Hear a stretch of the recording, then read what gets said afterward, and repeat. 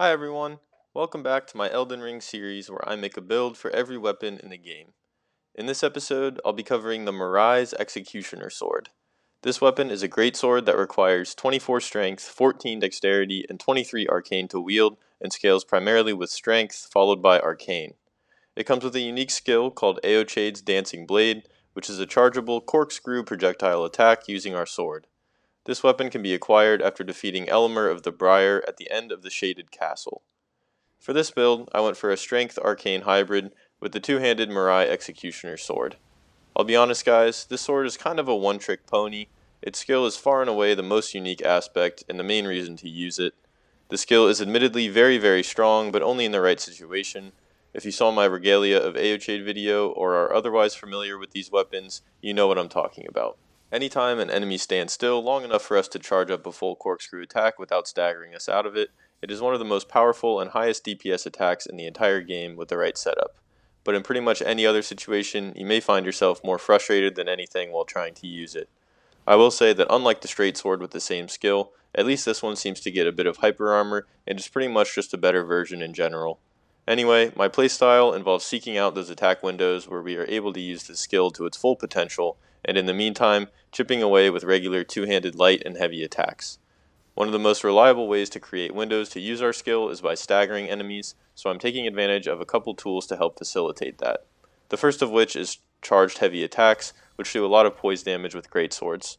And secondly, I'm using the deflecting hard tier for the ability to use precisely timed blocks with our sword for guard counters, which are also very good for staggering.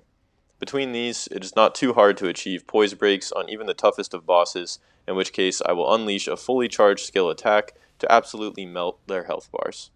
As for my stats, at level 150, I have 59 vigor, 16 mind, 30 endurance, 54 strength, 10 dexterity, 10 intelligence and faith, and 40 arcane. We are just 1 point shy of the soft cap for vigor, so we have plenty of health. We have a moderate level of mind to be able to use our skill multiple times per fight if needed, but we usually don't need more than 1 or 2 most of the time.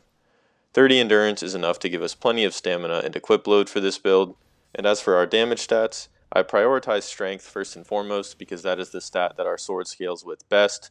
Once you reach 54 strength, I put the rest of my damage points into arcane to get some extra damage from our decent arcane scaling. We do need at least 14 dexterity in order to wield the sword, but the Millicent's Prosthesis Talisman, which I'll talk about later, takes care of that for us. As for my armor, I went for a look inspired by the bell-bearing hunters who wield this weapon, but I added my own little twist with the headpiece and gloves. I'm using E.G.'s mirror helm combined with the Briar chest armor and greaves and the fire prelate gauntlets. I personally really like the look of this headpiece. It's hard to find a good armor set to pair it with though, and I think this is one of the best looking combos available. It really makes our character look like a mysterious, exotic warrior, which matches perfectly with the similar aesthetic of our weapon. The thorns on the chest and leg pieces also match the thorns wrapped around the base of our sword. Now onto my talismans. I'm using a combo that you may be familiar with if you have seen other build videos for this weapon.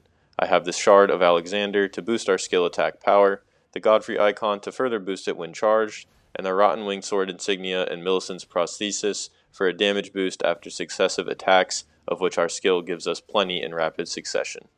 This combination is the perfect storm to make our Eochaid's Dancing Blade hit like an absolute freight train.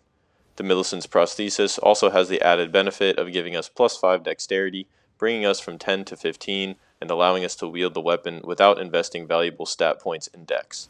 For the Flask of Wondrous Physic, I am using the Deflecting Hard tier for the ability to use guard counters with our sword, as well as the Green Burst Crystal tier for more stamina regeneration. And that is all for this build video on the Marais Executioner Sword. Here's an overview of my setup. Thank you for watching, I hope you have a great rest of your day, and I'll see you next time.